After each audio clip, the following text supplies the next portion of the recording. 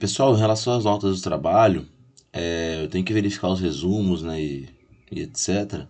Mas eu pretendo fazer isso hoje ainda e já postar as notas lá no AVA hoje, né? Na verdade, eu faço um PDF com as notas, nome e notas de todo mundo e boto lá, né? Depois eu boto no sistema acadêmico. Então, eu devo fazer isso hoje, no máximo amanhã, tá bom? Em relação ao próximo trabalho, na semana que vem, né, eu vou disponibilizar um PDF com os temas, né? Eu acho que nem vou fazer um vídeo explicando como é que vai ser o trabalho, porque a lógica é a mesma do primeiro, né? Só muda o tema, né? No primeiro vocês mexeram com ligas não ferrosas e agora vocês vão mexer com materiais cerâmicos, tá bom? Então acho que eu vou só fazer um PDF com os temas e com cronograma, né, com as datas. E caso tenha alguma dúvida, vocês podem mandar mensagem e perguntar.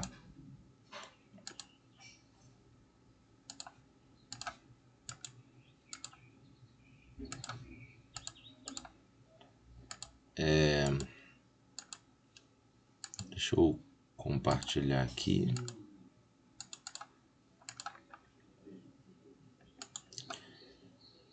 Bom, vocês estão enxergando aí?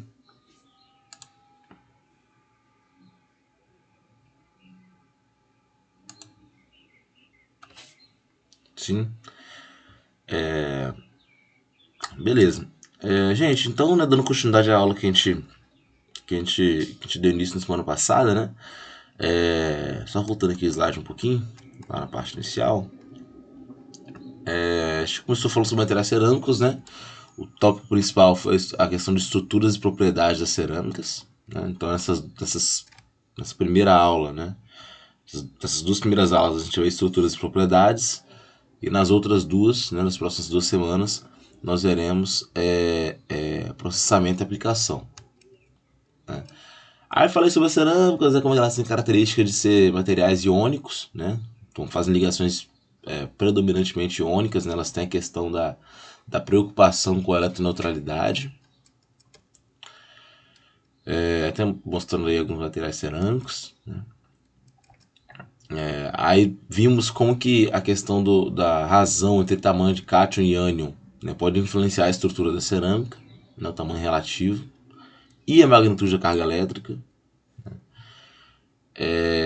Vimos que essa relação de raios pode influenciar, né? Pode não, vai influenciar a estabilidade dos materiais cerâmicos, né? Aí tem a relação aí com o número de coordenação, como vocês podem ver aí nessa tabela. Essa tabela está até cortada aqui, né? No cálice ela tem até um pouco maior, tá? Ela está mais completa lá. Tive que cortar para caber aqui no slide, né? Mas a gente consegue visualizar essa relação, né? Aí eu destaquei, né, que um cátion, né, quanto mais positiva for a carga, né, desse íon, né, desse cátion, a tendência é que o raio seja menor, porque esse elemento perdeu elétrons, então ele vai ficando menor em raio, né, de maneira, falando mais simplesmente, né? Ao passo que um ânion, por ele estar ganhando elétrons, ele tende a ficar com raio maior, né? Então os cátions eles são geralmente menores que os ânions, né? Na verdade, pensando no mesmo elemento, né? Como está mostrado aí, né? Que o ferro 2+, apesar de ser um cátion, né? Da mesma maneira que o ferro 3+, ele tem o raio atômico um pouco maior, já que ele não perdeu tantos elétrons assim. Né? Bom, aí eu mostrei para vocês as principais estruturas cristalinas nos cerâmicos. A estrutura rock salt, que é a X, né? Onde A é o cátion, X é o ânion. Essas estruturas aqui, né, eu falei que a gente, a gente fala que ela é dividida em alguns tipos, né? Como como esse tipo de cloreto de sódio, tem o tipo do cloreto de césio, tem o tipo da blenda de zinco, né? São 3 tipos de estrutura X, que é a estrutura rock salt, e que a gente divide dessa maneira porque, igual a blenda de zinco, tem várias estruturas. Igual o cloreto de sódio, tem várias estruturas, né? E igual o cloreto de césio também. Então a gente divide, chama essa classe de cloreto de sódio, essa classe de cloreto de césio, e essa terceira classe aí como a classe da blenda de zinco, né? Então a gente pode dividir dessa maneira, né? Além das estruturas rock salt, nós temos as estruturas AMXP, né? Como está mostrado aí, né? Um bom exemplo é o CaF2, o cálcio flúor, né? A estrutura é bem característica, né? Cada um desses tipos tem uma estrutura cristalina bem característica, né? Bem mais complexa do que a gente costuma ver para metais. Temos estruturas desse tipo, né? Que é o AMBNXP, né? Onde eu tenho mais de um tipo de cátion, né? O A e o B. O melhor exemplo de estanato de bário, que é o bário, titânio e oxigênio. Enquanto o bário tem uma carga 2+, o titânio tem uma carga 4+. Né?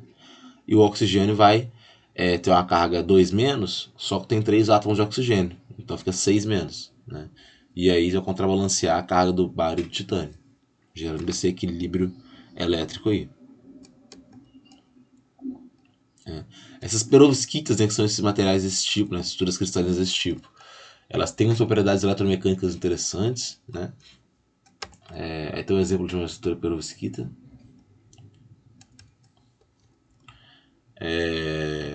Aí aqui tem uma tabela fazendo um resumo dessas estruturas, né? Aqui eu resumi bastante, né, as estruturas aqui. A gente tem vários tipos diferentes de estruturas para cerâmicos.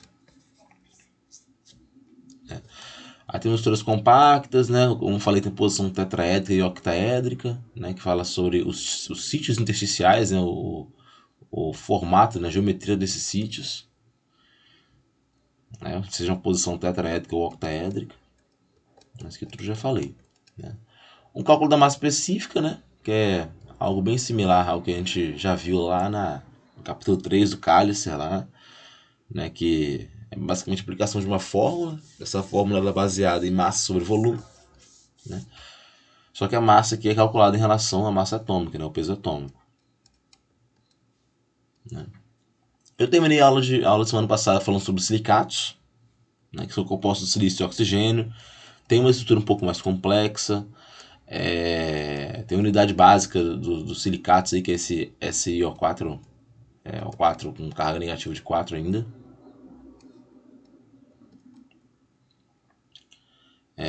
Aí falei bastante sobre silicatos aqui, né? A sílica, que é um grande exemplo de silicato. Os vidros à base de sílica, né?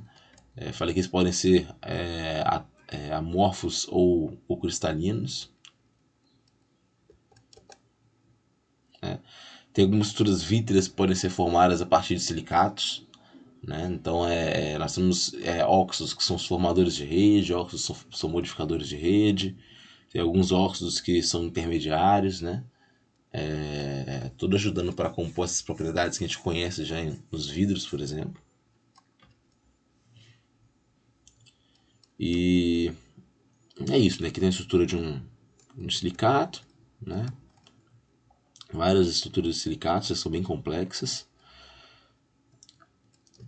E, enfim, tem a questão do silicato em camadas, né? Que é representado pela caolinita, né? Que eu trouxe aqui como na aula passada, né?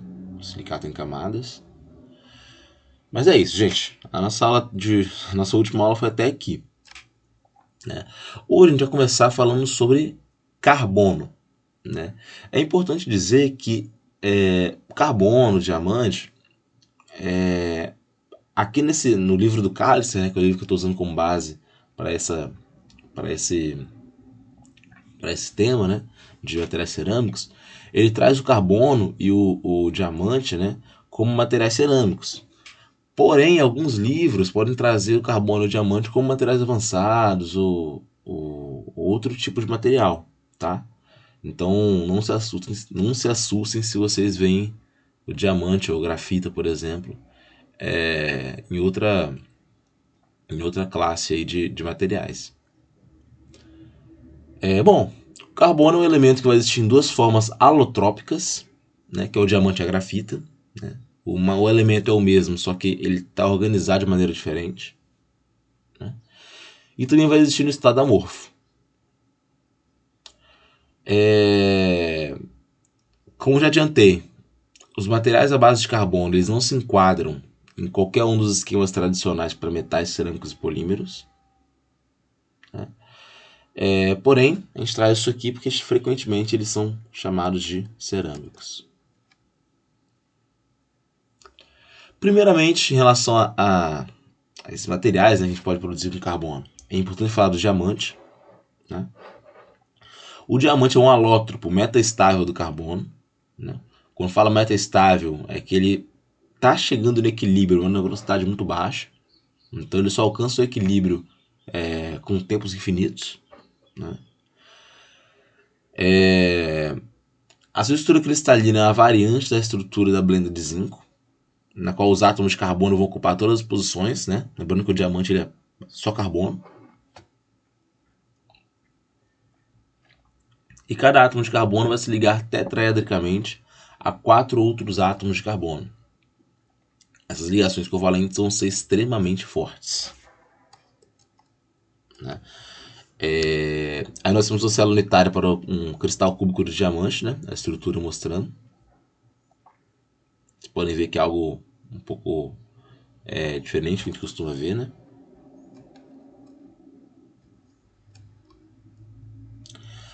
A grafita é um outro alótropo do carbono. Ele é estável a temperatura e pressão ambiente, né? A gente já conhece a grafita.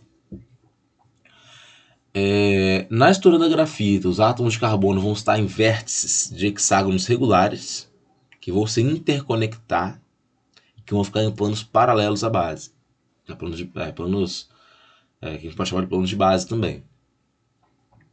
Dentre esses planos, tem planos chamados de camadas ou lâminas. Vão haver orbitais híbridos ligando cada átomo de carbono a 3 outros átomos de carbono adjacentes e no mesmo plano. Né? E a estrutura da grafita vai ser essa. Né? Quando a gente tem uma única camada dessa grafita com ligação nos orbitais híbridos, a gente chama isso de grafeno, que já é um novo material, né? Uma nova estrutura aí, que a gente sabe que está em alta em questão dos estudos, né, recentes. Né? É um material que combina uma densidade muito baixa com uma resistência muito alta. Né?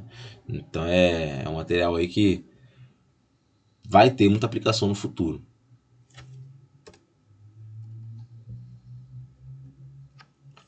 Aqui está a estrutura da grafita, né? Vocês podem ver que tem os planos aí adjacentes. As ligações entre camadas são ligações de Van der Waals, tá bom? Então a gente pode ver bem claramente nessas imagens várias camadas de carbono. E é isso, né? Em relação às estruturas de carbono, grafita e diamante vão se destacar. A gente sabe que o diamante tem propriedades muito boas, né? Ele é muito duro, muito resistente, né? A grafita, por outro lado, tem propriedades bem distintas, né? Então só evidenciando que a maneira com a qual os átomos estão organizados aí na estrutura vai estar diretamente relacionado com as propriedades finais que esses materiais vão apresentar.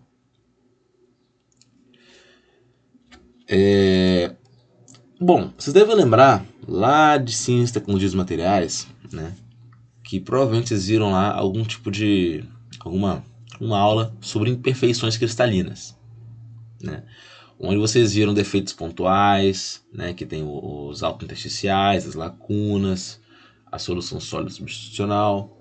Vocês viram defeitos lineares, né, que são representados pelas discordâncias. Aí tem defeitos interfaciais, que são os contornos de grão, os limites da superfície, enfim, né, tem vários defeitos. Né? Aqueles defeitos lá, eles são mais abrangentes, né? Alguns deles são mais comuns em metais, outros têm em todos os materiais, né? Aqui a gente vai ver defeitos específicos dos materiais cerâmicos, né? Imperfeições nas cerâmicas, né? Imperfeições cristalinas aí nas cerâmicas. Né? Primeiramente, defeitos pontuais, né? Lembrando que defeitos pontuais são defeitos que são da ordem de um diâmetro atômico, né? Ou seja, defeitos da ordem de um átomo. Né? Seja uma lacuna, que é quando está faltando um átomo na rede cristalina, então tem um espaço vazio ali, é um defeito, também chamado de vacância, né, o vazio. Eu tenho defeitos intersticiais, né, que são aqueles pequenos espaços entre os átomos.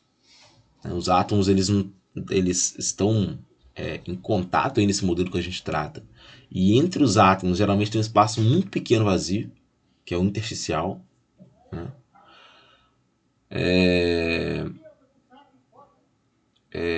E aí, devido a essas lacunas, esses intersticiais, pode haver uma difusão de átomos, né? Seja pelas lacunas ou seja para os interstícios, né? Deformando a rede cristalina. Para materiais cerâmicos, novamente o material é composto de íons, né? Então pensem comigo, né? Se está faltando um átomo em certo ponto, né? Faltando um íon em certo ponto, que é uma lacuna no caso, isso quer dizer que a eletroneutralidade está comprometida, né? Que está faltando um íon em certo ponto, quer dizer que houve um desbalanço eletrônico aí, né? Então tem um defeito para cada tipo de íon, né? Como está mostrado aqui, né? Que pode haver defeitos para cada espécie de íons. Porém, é muito pouco provável que vão existir concentrações grandes de defeitos intersticiais no ânion, né? O ânion ele é relativamente grande, né? O ânion é uma carga negativa, ele está recebendo elétrons, então ele tem um raio atômico maior. Então é difícil que o ânion ele se posicione na posição intersticial, né? Porque ele é muito grande e a posição intersticial é muito pequena, né? Se isso acontecer, o que pode acontecer, né? Mas é mais raro, a deformação na rede cristalina vai ser muito evidente, né? É como se a gente colocasse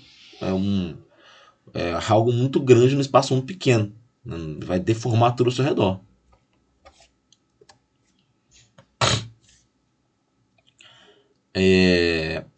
Aqui nós estamos mostrando, né, a natureza dos defeitos, né, na rede cristalina. Vocês podem perceber que de vermelho é o ânion, né, e de azul é o cátion, né.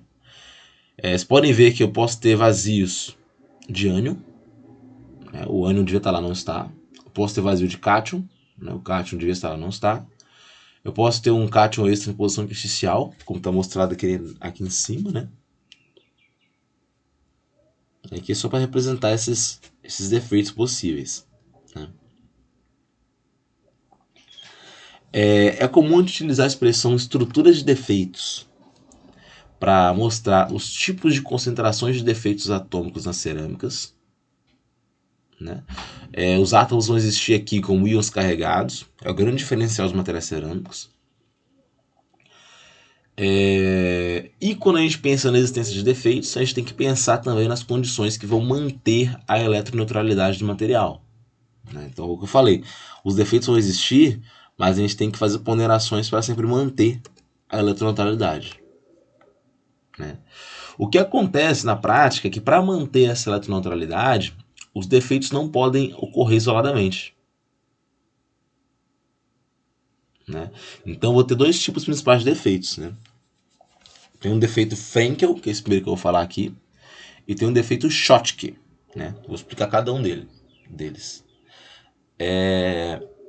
Primeiramente, o defeito Frenkel envolve um par, né? Que é uma lacuna de cátions e um cátion intersticial, né? Esse tipo de defeito é o tipo de defeito Frenkel. Esse defeito ocorre quando um cátion ele deixa sua posição normal e se move para um sítio intersticial, né? De maneira que não vai haver alteração global na carga, né? Então o cátion ele deixou a posição normal dele e se moveu para outra posição intersticial, né? De maneira que não se altere a carga. Outro tipo de defeito é o defeito Schottky, né? Que é um par composto de uma lacuna de cátion e uma lacuna de ânion, né? O defeito Schottky é a remoção de um cátion e de um ânion no interior de cristal, seguido da colocação de ambos os íons em uma superfície externa, de maneira que a eletroneutralidade se mantenha. Então aqui eu vou perder um cátion e um ânion, né? De maneira que a eletroneutralidade ela vai se manter, né? O defeito Frenkel está mostrado aqui embaixo. Vocês podem ver que o átomo azul aqui, né, o íon, né, azul, no caso seria o cátion, ele se desloca de uma posição intersticial para outra, né? Isso é um defeito. Então ele está fora dessa posição original. E o defeito Schottky é esse aqui, né? Eu perdi um ânion, mas para compensar eu perdi um cátion também, de maneira que a eletroneutralidade se mantenha. Né? Esse é o defeito Schottky. A razão entre o número de cátions e de ânions não vai ser alterada pela formação de um defeito, seja ele Frenkel ou Schottky. Se nenhum outro tipo de defeito estiver presente, o material será dito estequiométrico, né? Onde vai ter uma razão exata entre cátions e ânions, de acordo com o previsto pela fórmula química.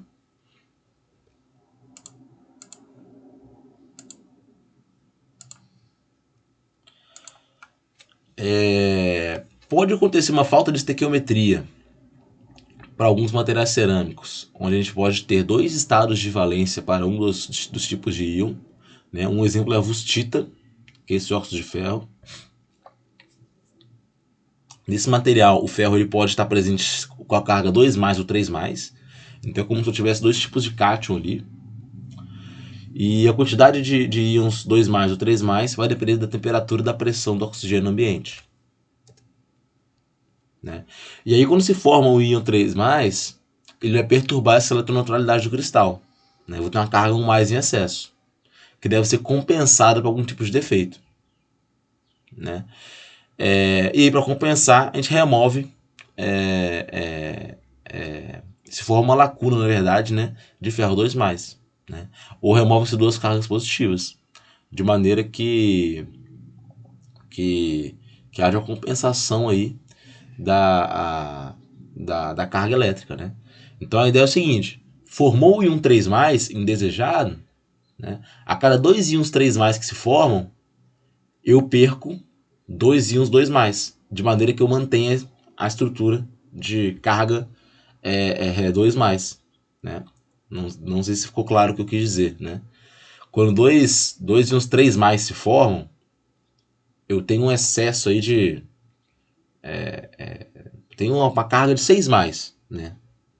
Formada aí. Para compensar essa carga de 6+, que na prática deveria ser 2+, eu tenho que perder 4. Né? Eu perco 4 perdendo 2 íons 2+. Né? Perdendo, que eu digo, é perdendo através da superfície externa mesmo. Né? Então a ideia aqui é que esses íons eles vão se formando e vão sendo removidos, né?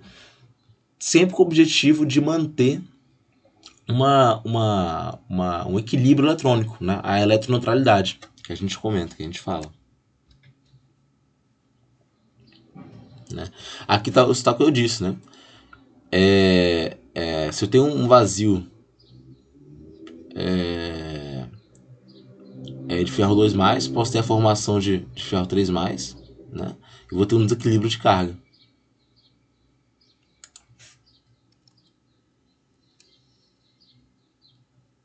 Né? Então, assim, pode acontecer desse cristal ele não ser estequiométrico, né? Quando houver situações desse tipo, porque vai existir o íon O2, o íon oxigênio a mais que os íons de ferro, né? Nesse caso a wustita, mas o cristal vai permanecer eletricamente neutro. Né? É até comum escrever, devido a essa variação, né, do estado de oxidação, né, acho que estado de oxidação eu falei besteira. Na variação da carga, né, eu posso ter o formato, né, da wustita colocado dessa maneira aqui. Em vez de colocar que é ferro 2 ou ferro 1 oxigênio, eu coloco ferro 1-X oxigênio. A estrutura fica com essa nominação aqui, com essa nomenclatura. Esse X vai ser uma fração pequena e variável, menor que a unidade. Né? Essa condição vai evidenciar, né, essa nomenclatura vai evidenciar a condição de não estequiometria. Vai haver uma deficiência de ferro. Né? Então, quando não acontece a estequiometria, né, a gente pode colocar a fórmula química dessa maneira aqui.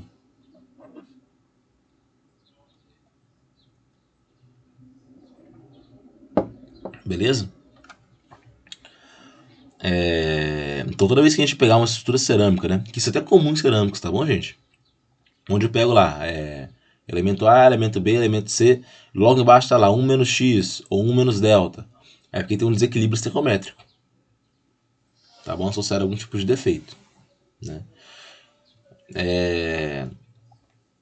Eu particularmente trabalhei com material cerâmico, onde à medida que esse valor de X mudava, a estrutura mudava muito. Né? E aí as propriedades mudavam também. Né? Então é algo importante.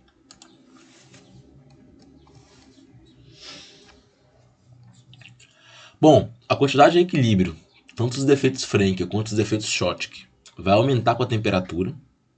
Né? Similarmente ao número de lacunas dos metais. Né? Quem não lembra aí pode revisitar o capítulo 3 lá do Callister. Né? 3 não, 4, perdão. Onde a gente fala de lacunas, tem a fórmula. Para os defeitos Frenkel, a quantidade de pares de defeitos lacuna de cátion intersticial, depende de temperatura. E de maneira similar para o defeito Schottky, o número de defeitos em equilíbrio também é função de temperatura. Então a gente tem a fórmula para cada um deles. Né? Vocês podem ter reparado, né, que tanto os defeitos Frenkel quanto o Schottky eles são relacionados à questão da difusão de átomos. Né? No Frenkel, o átomo intersticial, né, um íon, né, um cátion, né, ele vai sair de sua posição intersticial para outra. Então, uma difusão atômica. E no Schottky vai haver essa movimentação tanto do cátion quanto do íon. Tanto do cátion quanto do ânion.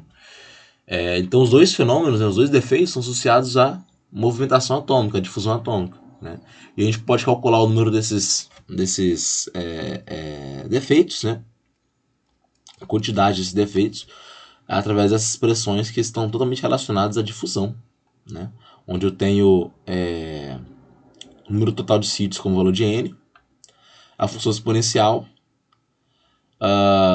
do valor de energia, que está no numerador, associado à formação de cada defeito, dividido por 2kT, né? Onde K é a constante de Boltzmann e T é a temperatura absoluta. Né? Então, essas são as expressões que a gente pode usar.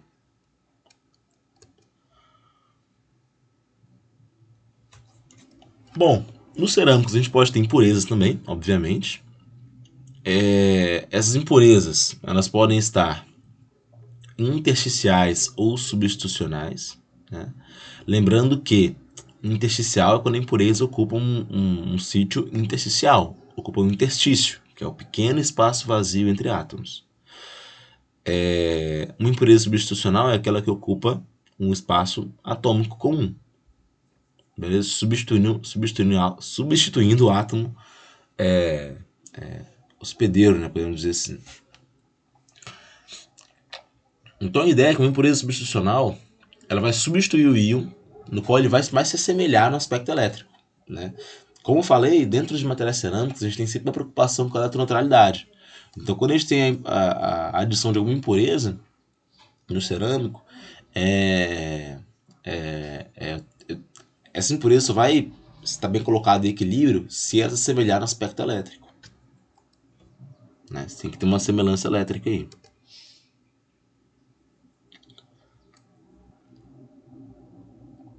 Tem representação esquemática do intersticial, né, do interstício aí, né? Uma impureza intersticial, uma impureza substitucional, né?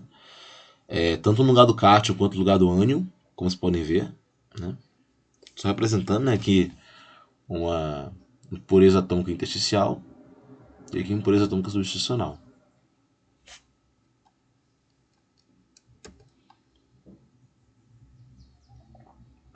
É muito importante para materiais cerâmicos que, para haver uma solubilidade aí nessa união, na solução sólida, o tamanho e a carga iônica da impureza devem ser muito próximos daqueles de um dos íons hospedeiros. Né? Então eles têm que ter uma similaridade aí, tanto em tamanho quanto em carga iônica, tá? Para manter sempre a eletroneutralidade. Quando a gente fala de cerâmicos é muito importante sempre destacar isso, né, que deve haver uma manutenção da eletroneutralidade.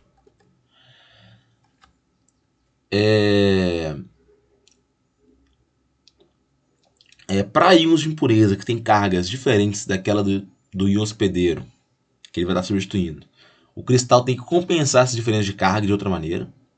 né? Lembrando sempre manter a eletroneutralidade, né? Então vão ser formadas lacunas ou intersticiais, né? Para se compensar essa diferença.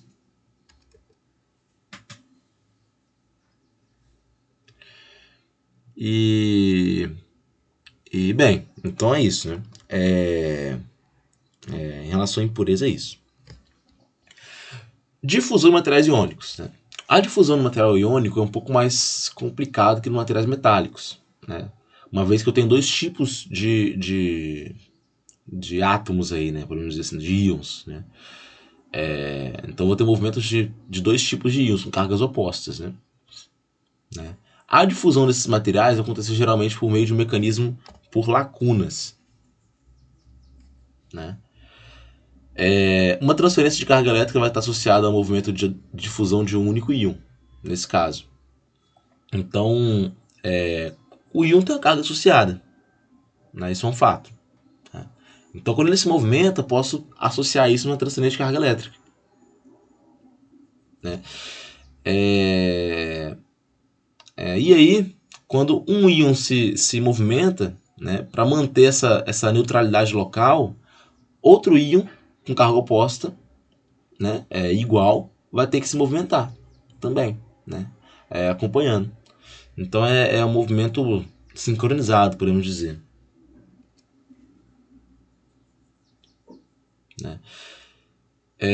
E aí essas outras espécies que vão ser carregadas, né, podem ser outra lacuna, podem ser um átomo de impureza, pode ser um portador eletrônico, né, um elétron livre, um buraco.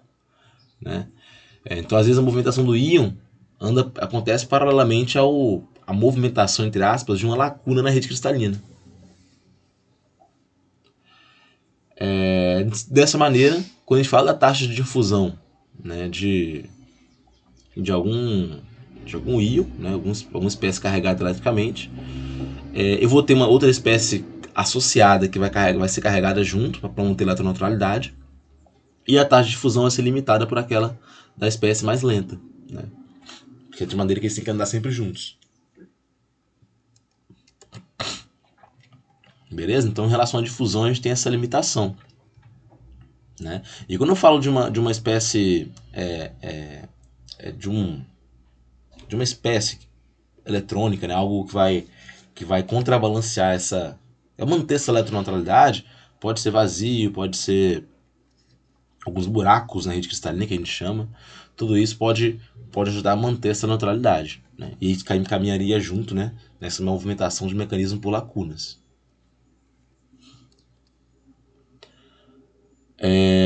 Bom, gente, até aqui alguma dúvida? Alguém quer perguntar alguma coisa? Tudo certo?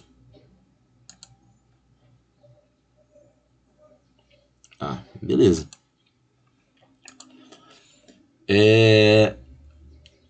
Então, gente, deixa eu tomar um gole d'água aqui.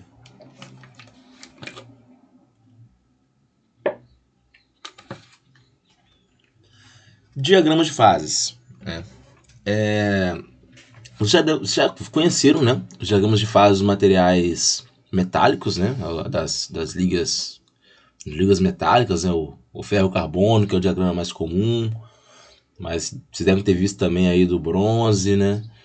Vocês viram basicamente comigo, né, do bronze, do latão, bem rapidamente, né? Acho que lá em Ciência e Tecnologia dos Materiais devem ter visto alguns outros diagramas, né, para conhecer como é que se interpreta o diagrama. Mas enfim, para sistemas cerâmicos a gente também tem diagramas de fases. Né?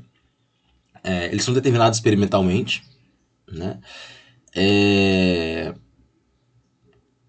Esses diagramas de fase, eles costumam ser diagramas de fase binários. Né? E são diagramas de fase bem mais complicados que aqueles que a gente conhece para materiais metálicos. Os diagramas de fase cerâmicos eles costumam ter muitas fases diferentes. Né? É comum que os dois componentes desse material cerâmico, né, eles compartilhem um elemento em comum, que é o oxigênio, geralmente. Né? Aqui nós temos um diagrama de fase no composto entre alumínio, né, e o óxido de cromo.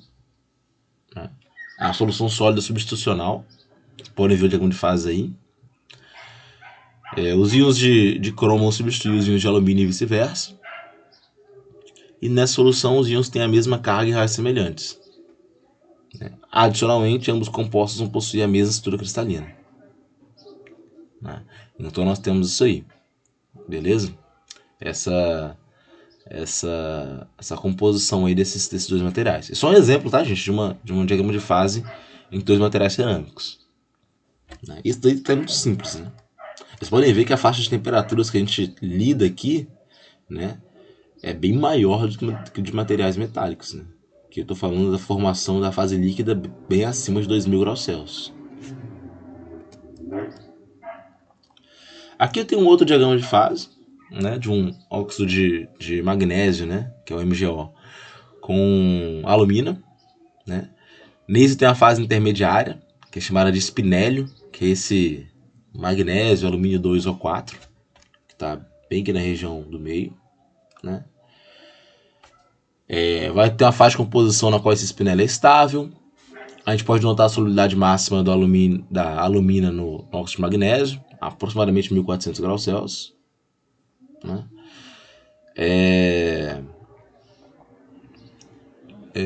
O que vai acontecer devido à diferença de carga, né, entre o magnésio e o alumínio. O magnésio é a carga 2+, e o alumínio 3+. Enfim, a gente tem alguns eutéticos aí, tem várias estruturas que podem ser formadas. Né? Esse espinélio pode coexistir com outras fases, enfim. Aqui um outro composto, um outro sistema binário, agora entre um óxido de zircônio com um óxido de zircônio com cálcio. Vocês podem ver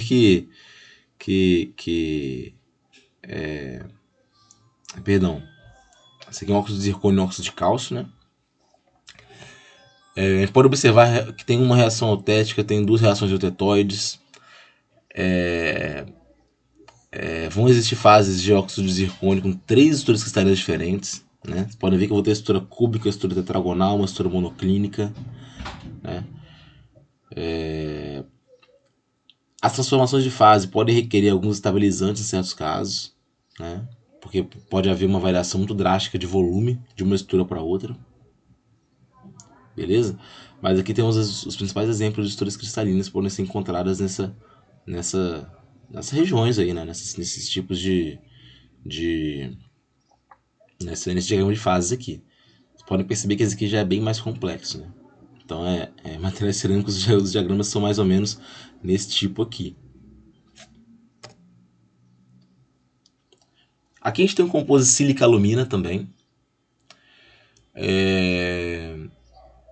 Esses dois elementos, dois compostos aí são bem comuns em materiais refratários. A sílica e a alumina não são mutuamente solúveis uma na outra. O que é bem destacado como pela ausência de solução sólida terminal nas duas extremidades, né? Então, nós temos várias estruturas aí dentro do diagrama de fases, né, como está mostrado aí. A interpretação de diagramas, vocês devem lembrar que é bem simples, né? Determinando a temperatura e a composição, eu vou saber que tipo de fase vai existir nessas condições. Né? E se eu fizer um resfriamento, um aquecimento, eu consigo, de certa forma, prever que tipo de estrutura eu vou ter presente nessa solução, né, cerâmica aí. Beleza? Então, em relação ao diagrama de fase, eu botei alguns exemplos aqui, mas é tudo questão de interpretação. Né? O diagrama de fase ele é muito útil para a gente determinar que tipo de tratamento térmico a gente vai fazer. Se eu quero criar, por exemplo, nessa estrutura aqui, entre óxido de zircônio e óxido de cálcio, se eu quero ter uma estrutura monoclínica, em que regiões eu vou ter uma estrutura monoclínica? Né? Como que eu vou obter? Né? Tudo isso pode ser previsto, de certa forma, né, com o diagrama de fases. Beleza? Então o diagrama de fases é importante. Né? A sua interpretação é muito importante.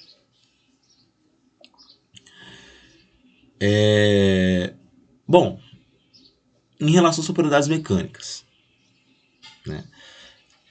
Os materiais cerâmicos eles sempre foram muito limitados em relação à aplicação, porque eles são muito frágeis. Né? É uma característica clássica dos cerâmicos. Os cerâmicos são frágeis, têm uma baixíssima utilidade. Né? E outro ponto, esse ponto aí, ele é muito desvantajoso, é uma grande desvantagem, Porque o material muito frágil, ele está sujeito à fratura catastrófica, à fratura repentina, né? A gente sabe que quando a gente fala de materiais de engenharia, a gente não pode nunca, né, criar uma condição onde pode haver uma falha repentina, né? É normal que um componente, seja lá qual for o material que compõe esse componente, né, ele falhe. Um componente vai ser uma vai falhar. Só que a pior situação possível para a gente é esse material falhar de maneira repentina. Ele falhar de maneira que a gente não consegue prever, né? Ou seja, uma estrutura qualquer, ela tem que me dar sintomas de que ela vai falhar, né? Porque se a gente faz manutenção constante e a gente consegue visualizar esses sintomas, uma falha catastrófica que pode gerar aí, vítimas, gerar uma catástrofe de verdade, não vai acontecer, né? Então, materiais frágeis, eles tiveram aplicação limitada durante muito tempo, que o material frágil ele vai falhar de maneira catastrófica, né? Ele não vai começar deformando e surgir uma trinca vai aumentando devagar e enfim vai falhar. Não é assim, né? Em fratura frágil, a trinca ela pode crescer na velocidade próxima do som. Então ela surge, cresce, pum, fratura, já era. Então o material cerâmico sempre foi um pouco preterido em relação a isso, por ser muito frágil, né? Então a fratura frágil nos cerâmicos formação e propagação da trinca, né, na direção perpendicular à carga aplicada. O crescimento da trinca é extremamente rápido.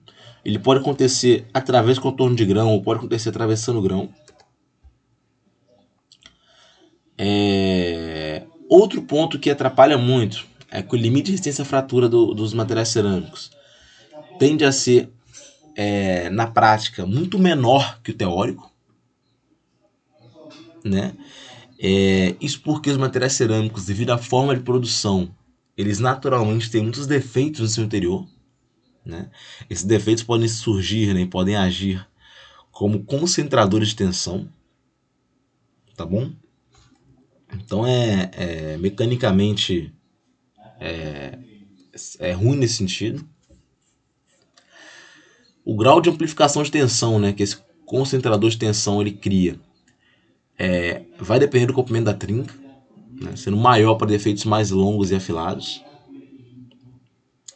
Eu tenho alguns exemplos de concentradores de tensão, que são trincas superficiais ou internas, poros internos, inclusões, né, todos esses são concentradores de tensão.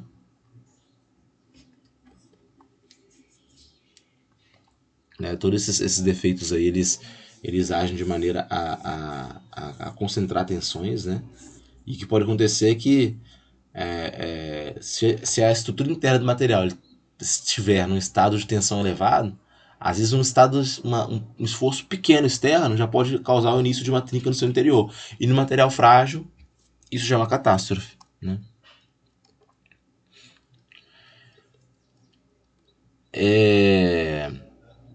Um exemplo aí que até mesmo umidade e contaminantes da atmosfera podem introduzir trincas superficiais em fibras de vidro, né, que vão afetar negativamente a resistência. Né? E como eu falei, a concentração de tensão na extremidade de um defeito, né, de um poro, por exemplo, no interior de um cerâmico, pode causar a formação de uma trinca, né, que pode se propagar até a ocorrência de uma falha. Né?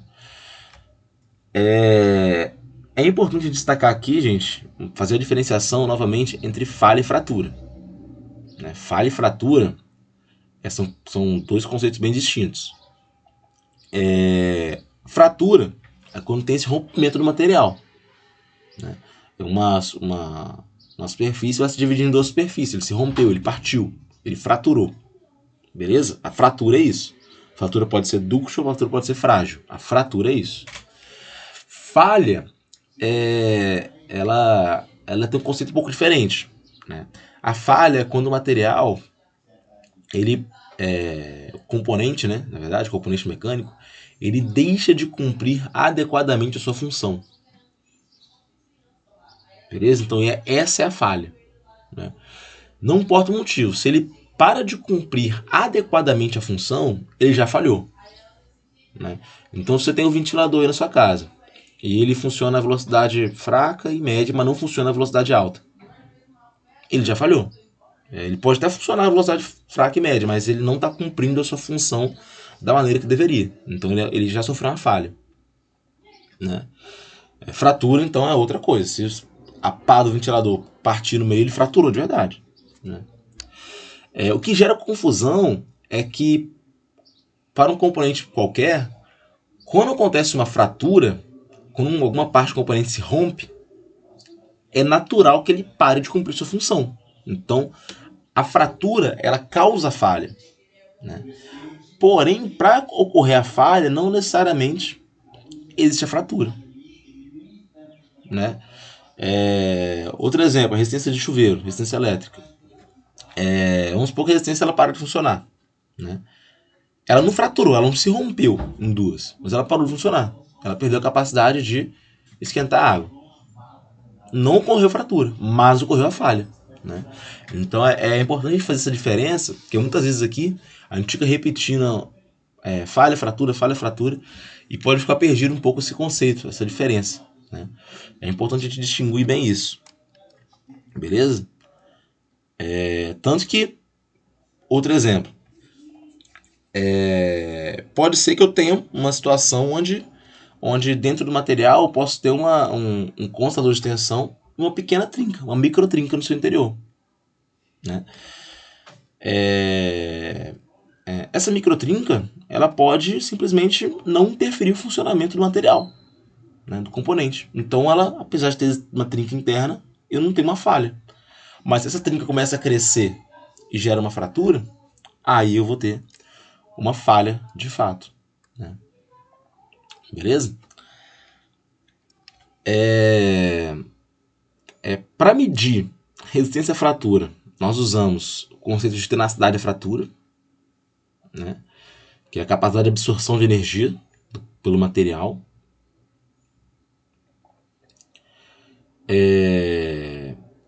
Tem algumas circunstâncias ambientais, né, onde a gente pode ter efeito combinado de tensão e corrosão.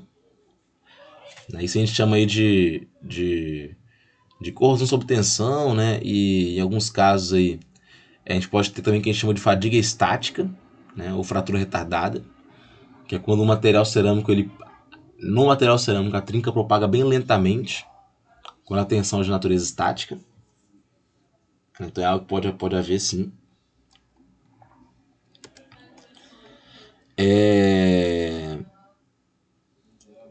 Aqui nós temos as propriedades mecânicas, né, de um material cerâmico, né? É legal a gente ver também outro ponto bem importante. Como eu falei, os materiais cerâmicos eles têm muitos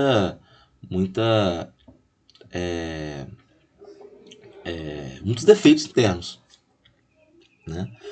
E como eles têm muitos defeitos internos, se eu preparo 10 amostras cerâmicas, elas vão ter uma quantidade diferente de defeitos no seu interior, mesmo que seja do mesmo material e produzido do mesmo jeito. É natural isso, né? Vai haver uma variação, uma heterogeneidade de defeitos. E isso vai ter consequências diretas nas propriedades, né?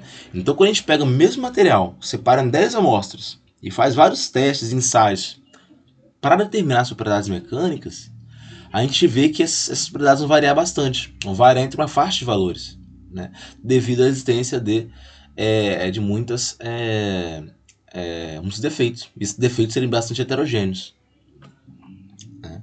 Então aqui ele tem nesse gráfico mostrando a frequência de fratura e a resistência em megapascal, né, para o material cerâmico, né? A gente sabe que amostras com mais defeitos vão ter uma menor resistência à fratura e amostras com menos defeitos vão possuir uma maior resistência à fratura.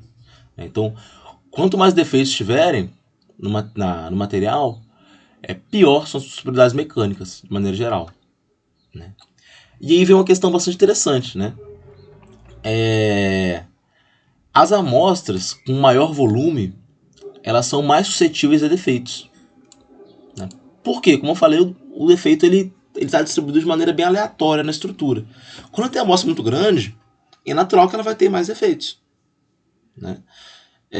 Então a resistência à fratura de amostras muito grandes tende a ser menor do que de amostras pequenas, né? Que tem uma concentração de defeitos menor.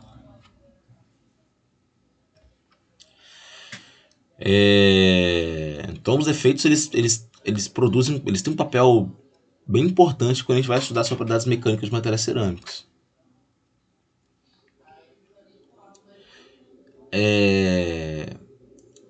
Ainda sobre materiais cerâmicos e sobre as propriedades mecânicas, é importante falar também que é comum que os cerâmicos são frágeis em tração, né, quando tracionados, eles têm um excelente comportamento em compressão, né? Então é comum que um material cerâmico ele tenha um comportamento em compressão bem mais mais resistente de verdade, né, do que em tração, né? Então algumas cerâmicas frágeis elas são usadas em aplicações sob carga compressiva.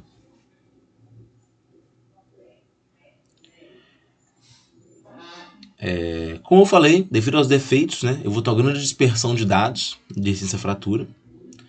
E devido a essa grande dispersão de dados, eu tenho que usar muitos valores de fator de segurança bem altos, para que a gente tenha uma certa segurança em qualquer aplicação que a gente tenha material cerâmico, né?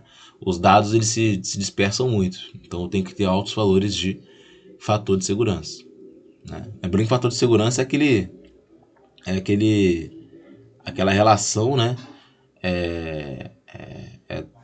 Vamos supor que a tensão de ruptura calculada seja 100 megapascal, né? Então a gente não vai colocar que a tensão de trabalho vai ser 100 megapascal. A gente aplica um fator de segurança de 4, por exemplo. Ou seja, a gente vai trabalhar numa tensão 4 vezes menor, né? Isso é uma maneira de se proteger, né? Quando a gente vê, sei lá, numa tubulação que ela aguenta uma pressão de 30 kPa, por exemplo, é porque nos ensaios provavelmente a pressão que ele suporta é muito maior, mas aplicada um fator de segurança e etc, a gente coloca esse valor que é seguro. Se colocar 31 kPa, a probabilidade de acontecer uma falha catastrófica não é tão grande, é pequena, né? Então ele tem essa maneira de se precaver, né, que é aplicando um fator de segurança. Bom, nós podemos avaliar os cerâmicos através de comportamento, tensão, deformação, né, no ensaio de tração, né? Porém, esse ensaio de tração ele não me dá tanta informação assim, né? Ele não é tão útil para cerâmico quanto é para metal, por 3 motivos principais. Primeiramente, é mais difícil preparar as amostras com aquela geometria seguindo a norma, né?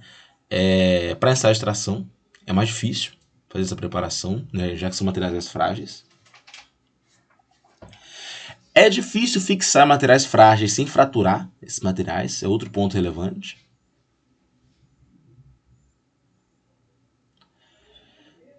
Outro ponto é que as cerâmicas vão falhar com deformação da ordem de 0,1%, né? Ou seja, elas não se deformam muito plasticamente, né?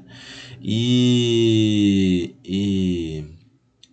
vai exigir que os corpos de prova de tração sejam perfeitamente alinhados para evitar essa tensão de flexão, né? As cerâmicas elas são frágeis, né? Então se houver qualquer tipo de desalinhamento no ensaio de tração, vai falhar bem rapidamente, né? Vou ter umas tensões de flexão introduzidas aí e a falha vai acontecer mais rapidamente, né? Por isso, na maioria das vezes, em vez de se usar um ensaio de tração, nós podemos usar um ensaio de flexão ou um ensaio de compressão, né? O ensaio de flexão, onde tem um corpo de prova na forma de uma barra, né? Seja com seção circular ou retangular, e ele vai ser flexionado até fratura, né? Usando a técnica de 3 ou 4 pontos, né? Vou mostrar a imagem aqui, destacando como é que é esse ensaio, né? Esse ensaio de flexão ele é bem útil, né, porque ele gera um estado de tensão na amostra bastante completo, né? Eu vou ter tensão de compressão na parte superior e tensão de tração na parte inferior, né? Então eu vou conseguir avaliar o material numa condição de estresse bem complexa, né? A tensão é calculada a partir da espessura do corpo de prova, do momento fletor e do momento de inércia da ação transversal. Essa é a maneira com a qual a tensão é calculada. Aqui nós temos o exemplo lá do ensaio de flexão. Vocês podem ver que esse triângulo aqui, esses dois triângulos pequenos, são os apoios e a carga aplicada vem aqui no meio dela, né? Então eu vou ter esse ensaio, né? Aí tem aquelas equações lá de mecânica dos materiais para se calcular a tensão, né? E enfim, tem que levar em consideração o momento de inércia também. E nós podemos calcular então a tensão que está sendo aplicada, né? E embaixo aqui, como vocês podem ver, pense nas fibras de baixo dessa amostra. Ela vai estar sendo tracionada, enquanto as fibras de cima vão estar sendo comprimidas. Então esse é um ensaio bem completo quando a gente pensa nesse sentido. Tá bom? Esse aqui é só um exemplo, né, de ensaio de flexão de 3 pontos. Em vez de aplicar essa carga num ponto só, eu poderia aplicar a carga em 2 pontos também. Aí seria um ensaio de flexão em 4 pontos. Beleza? Como vocês podem ver, o formato, né, da ação transversal, o comprimento do corpo de prova, eles vão influenciar diretamente na tensão, né? Então eu não tenho como comparar dois ensaios de flexão feitos com corpos de prova bem diferentes, né? O tamanho do corpo de prova, sua geometria vai influenciar no resultado. E aí desse ensaio eu posso retirar a resistência à flexão, o módulo de ruptura, a resistência à fratura e a resistência ao dobramento, né? Todos esses são parâmetros importantes para cerâmicas frágeis, né? Lembrando que aqui, apesar de comentar bastante sobre flexão, o foco dessa disciplina não são os ensaios, né? Então vou deixar para falar do ensaio de flexão com mais propriedade a partir do semestre que vem, né? Que é no 6º período, e vocês vão ver ensaio de materiais. Que aí tem uma aula específica só sobre ensaio de flexão, né? Como eu falei, esses valores de limite de resistência à flexão vão depender da dimensão do corpo de prova, né? Não só por conta daquela questão de ter uma relação direta com o momento de inércia, mas também com a questão de ser mais volumoso, né? Eu falei, corpos de prova mais volumosos, eles são mais propensos a ter defeitos, né? Então, se tem mais defeitos, a tendência é que tenha uma resistência mecânica menor. Aqui tem uma tabela mostrando a resistência à flexão, né? Demonstrada pelo módulo de ruptura. E o módulo de elasticidade de materiais cerâmicos comuns, né? Nós temos aí que eles são bem rígidos, né? Tem uma tensão à flexão que pode variar aí dentro de uma faixa, né? Essa faixa aí, obviamente, eu falo de uma faixa de valores, porque depende bastante da natureza da amostra, né, que eu estou fazendo ensaio. Se é um corpo de prova circular, retangular, enfim. Aqui temos a tensão de deformação para um óxido de alumínio e um vidro, né? Vocês podem ver que basicamente só tem a parte linear, né? A parte plástica quase não existe, né? Porque são materiais frágeis, né?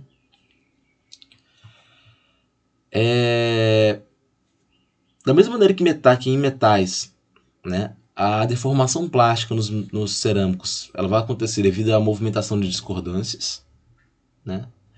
Porém, esses materiais vão ser duros e frágeis porque essas discordâncias nos materiais cerâmicos elas têm pouca mobilidade. Então, eles tendem a ser mais resistentes mesmo. Então, essa restrição essa baixa mobilidade das discordâncias está muito associada à natureza eletrônica aí da estrutura cerâmica, né?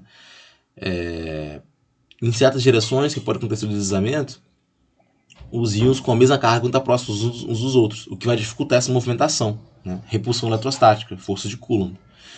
E aí essa modalidade de deslizamento é muito restrita, né? as discordâncias vão se movimentar bem em algumas direções específicas apenas.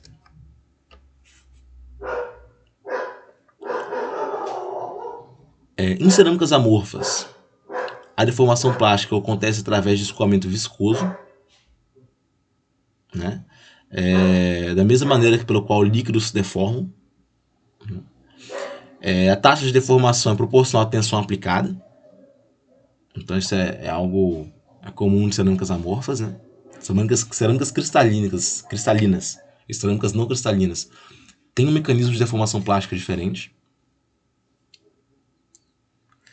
Nesse caso, em resposta à aplicação de uma tensão cisalhante, os átomos ou íons vão deslizar uns sobre os outros, vão quebrar e reconstruir ligações interatômicas, né? Similarmente acontece com líquidos, né? No entanto, não vai existir maneira ou direção determinada para que isso aconteça, né? Da mesma maneira acontece com discordância. Né? É até legal falar isso aqui, porque um grande exemplo disso aí é a questão dos vidros, né? Não sei se já viram algum tipo de reportagem, algum tipo de artigo, enfim, que fala que alguns castelos europeus, né, lá de 500, 600, 700, 800 anos atrás, as janelas de vidro elas têm uma espessura maior na parte de baixo,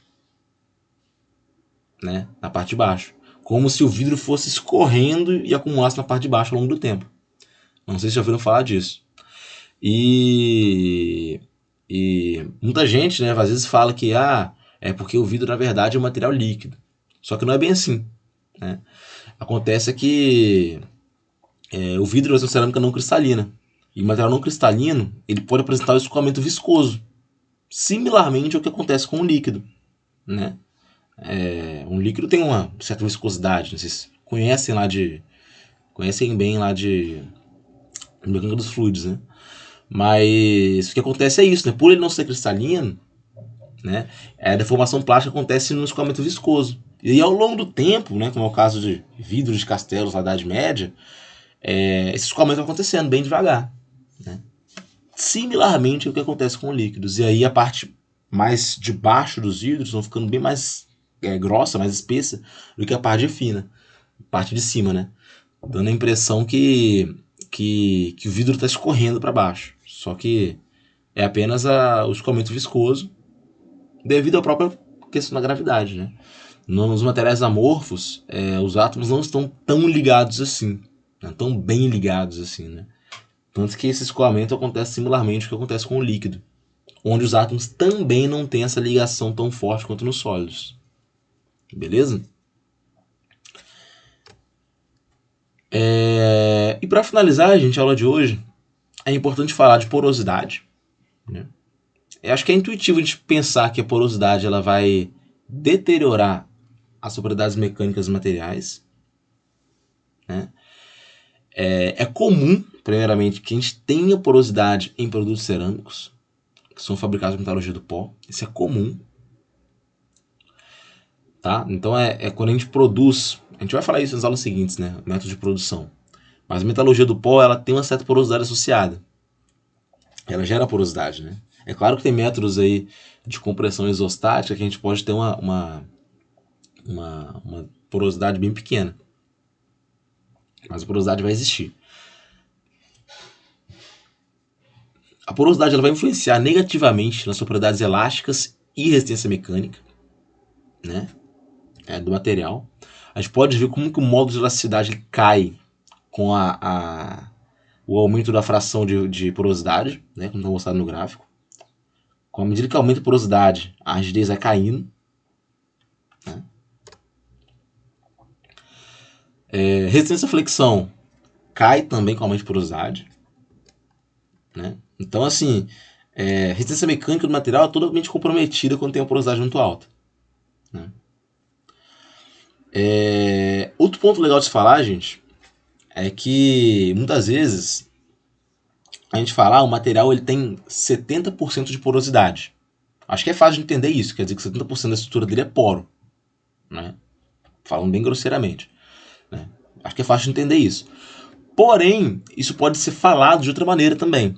Eu posso chegar e falar que esse material, em vez de falar que eu tenho 70% de porosidade, eu posso falar que ele tem 30% de densidade relativa.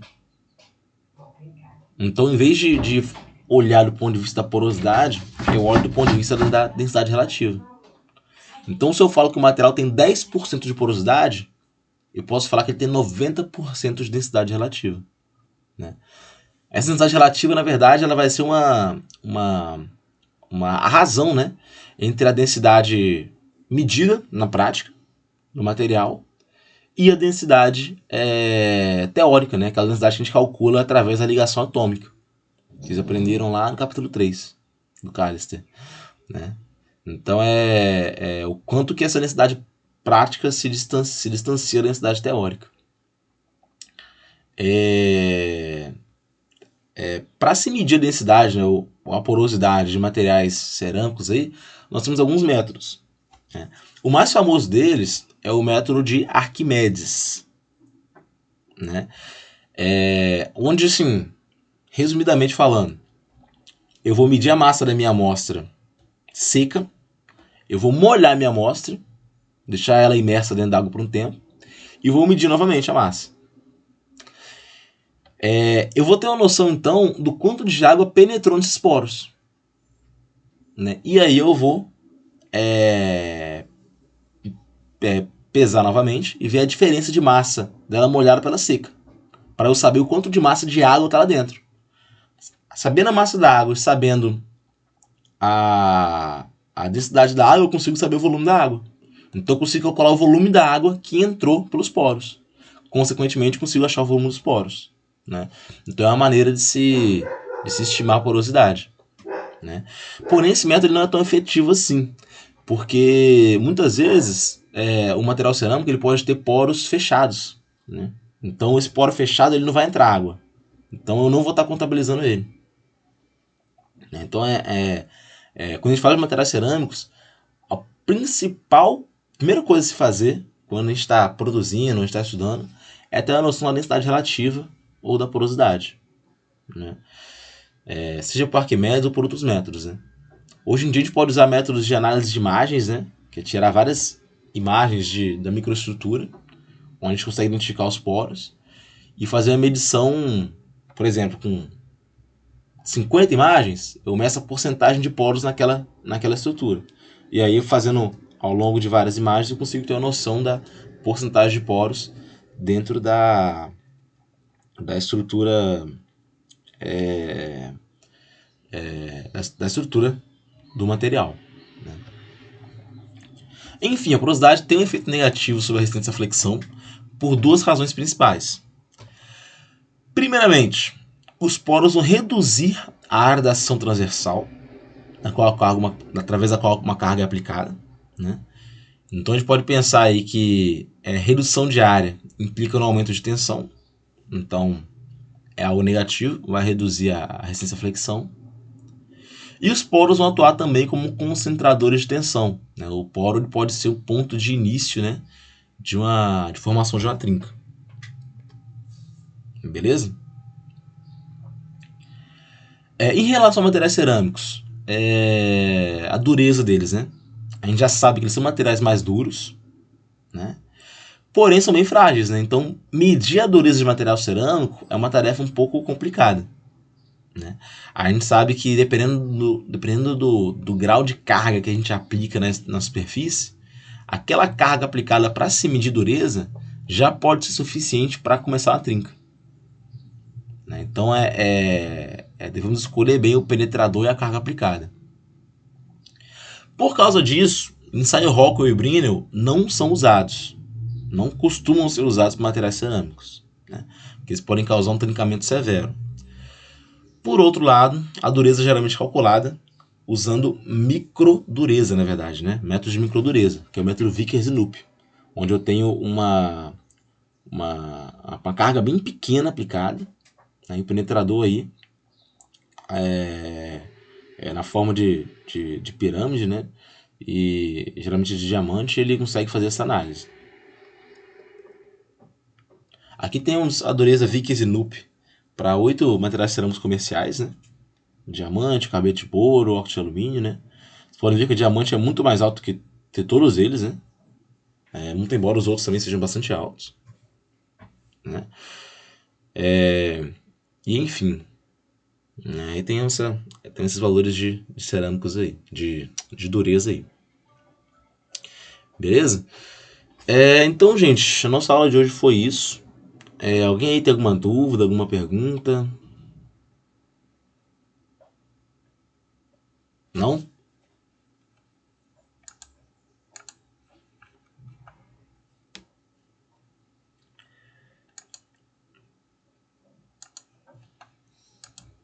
Beleza, então, gente.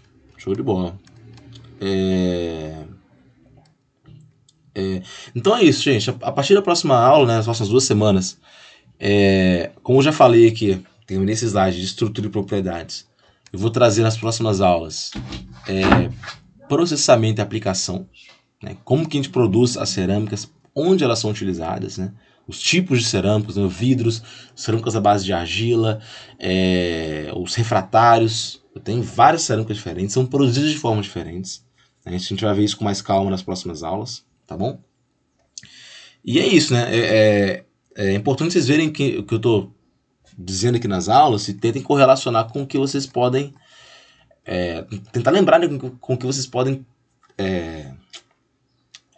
trazer no trabalho de vocês, né? Então, assim, a questão de porosidade, por exemplo. Alguns materiais cerâmicos, isso é um ponto extremamente importante. Então, vocês já sabem o efeito da porosidade do material cerâmico.